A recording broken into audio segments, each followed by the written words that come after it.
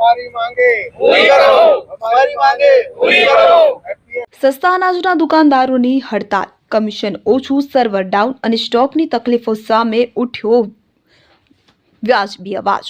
FPS association દ્વારા કમિશનનો દર ઓછો હોવો, સર્વર વારંવાર ડાઉન થવાને કારણે થતી મુશ્કેલીઓ, ગુણવત્તા અને સ્ટોક સંબંધિત તકલીફો સહિતની આશરે 20 જેટલી મુખ્ય માંગણીઓ સાથે રાજ્યભરમાં હડતાલનું આયોજન કરવામાં આવ્યું છે।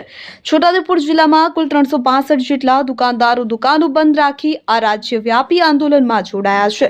દુકાનદારોનું કહેવું છે કે તેઓ સરકારની વિવિધ કલ્યાણકારી યોજનાઓનો લાભ અંતિમ લાભાર્થી સુધી પહોંચાડે છે, છતાં તેમને ખૂબ ઓછું કમિશન મળે છે। સાથે જ રાજ્ય તેમજ કેન્દ્ર સરકારની બંને અંગૂઠાની ઓળખ પ્રક્રિયા દરમિયાન સર્વર વારંવાર ડાઉન થવાથી ગ્રાહકોને ભારે તકલીફો ભોગવવી પડે છે। દુકાનદારોની માંગ છે કે સરકાર તેમની સમસ્યાઓને ગંભીરતાથી લઈ યોગ્ય ઉકેલ લાવે, નહીં તો હડતાલ અનિશ્ચિત સમય સુધી ચાલુ રહેશે, તેમ દુકાનદારો જણાવી રહ્યા છે। ઇમરાન મિર્ઝા, છોટાઉદેપુર। અમે બોડેલી એફપીએસ તાલુકાના દરેક વેપારી આજે ભેગા થયા છે।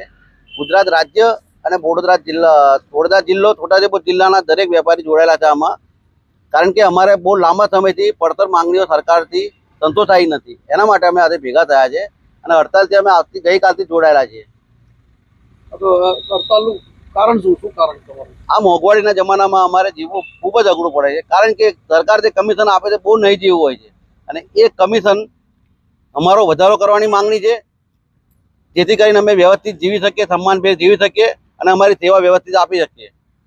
બીજો અમારો મુદ્દો એવો છે કે સર્વર બહુ ખોળકાઈ જાય છે, વિતરણ દરમિયાન પબ્લિક રેશન કાર્ડ ધારકો ખૂબ જ હેરાન થાય છે। અંગૂઠા પડતા નથી, 2 અંગૂઠા લેવા પડે છે, એટલે બહુ જ તકલીફ પડે છે। તો સરકાર એક અંગૂઠો કરી દે, રાજ્ય સરકાર ને કેન્દ્ર સરકારની યોજનાનો એક અંગૂઠો કરી દે તો પબ્લિકને બી શાંતિ થઈ જાય અને અમારે વ્યવસ્થિત સર્વર ચાલે તો અમે વિતરણ ઝડપથી કરી શકીએ, એટલા માટે। શું નામ તમારું?